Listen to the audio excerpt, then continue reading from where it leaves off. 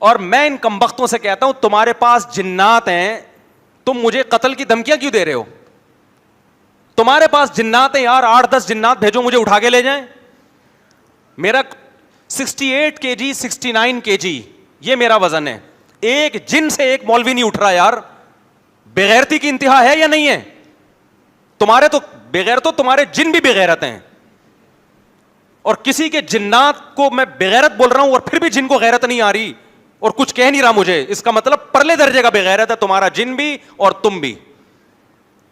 نہیں آئی بات میرا خیال ہے سمجھ میں. ابراہیم علیہ السلام نے بتوں کو کیا کہا تھا کہ تم ان بتوں کے سامنے مستنڈوں کی طرح کیوں جھکے رہتے ہو؟ انہوں نے کہا ہمارے باپ دادا اور یہ ہماری بگڑی بناتے ہیں. انہوں نے کہا انتم و آباؤکم فی ضلال مبین, تم بھی, تمہارے باپ دادے بھی اور یہ بدھ بھی ہیں, یہ سارے لچر ہیں, بالکل کچھ بھی نہیں کر سکتے. الہم ارجل یمشون بہا, کیا ان کی ٹانگیں جن سے چل سکتے ہیں؟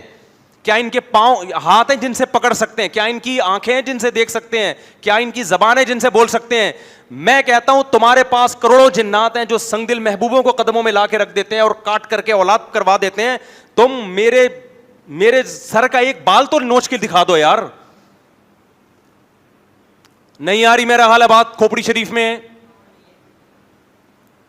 کھوپڑی ہوگی تو باتیں کھوپڑی میں آئیں گی. میرے بھائی یہ کچھ نہیں کر سکتے تبھی تو عامل بنتے ہیں. کبھی کسی ڈاکٹر کو عامل بنتے ہوئے دیکھا آپ نے؟ کیونکہ وہ بہت کچھ کر سکتا ہے, اس کے پاس پیسہ کمانے کے جائز طریقے بہت ہیں, اس لیے وہ کبھی بھی عامل نہیں بنے گا. کوئی اچھا حکیم ہو نا, 2 نمبر حکیم نہ ہو, وہ کبھی بھی عامل نہیں بنے گا, کیونکہ اس کے پاس ایک پیشہ ہے لوگوں کا علاج کرنے کے لیے, وہ کبھی بھی عامل نہیں بنے گا. کوئی مفتی ہو, عالم ہو, کبھی بھی عامل نہیں بنے گا. وہ آپ کہتے ہیں وہ تو فلاں حضرت مفتی صاحب عامل ہیں, وہ مفتی نہیں ہے, اس نے جھوٹ بول کے اپنے نام کے ساتھ مفتی لگا لیا ہے. کوئی ذی استعداد عالم ہو کبھی بھی عامل بولو نہیں بنے گا.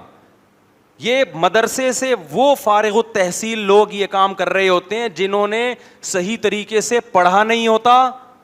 اب نہ ان کے پاس دنیا کی کوئی ڈگری ہوتی ہے اور نہ دین میں کچھ ان کو آتا ہے, دنیا بھی برباد اور دین بھی برباد. اب ان کے پاس کمانے کے علاوہ, جن چڑیل بھوت بھگانے کے علاوہ کوئی راستہ نہیں ہے. پھر یہ تبلیغ میں نکلتے ہیں, 4 مہینے لگاتے ہیں تاکہ لوگوں میں ہمارا امیج کیا ہو, بحال ہو. پھر یہ ریونڈ کے بزرگوں سے تعلق رکھتے ہیں, پھر یہ دارالعلوم کرنگی جاتے ہیں, وہاں کے علماء سے سیلفیاں لیتے ہیں اور ان کی خدمتوں میں ایسے بیٹھتے ہیں ایسا لگتا ہے جیسے ساری سکینت اکیلے اسی پہ نازل ہو رہی ہے.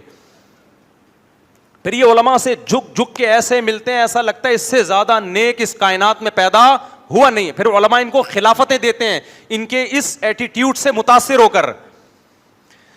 یہ سب مارکیٹ میں ہول سیل کے حساب سے ہو رہا ہے,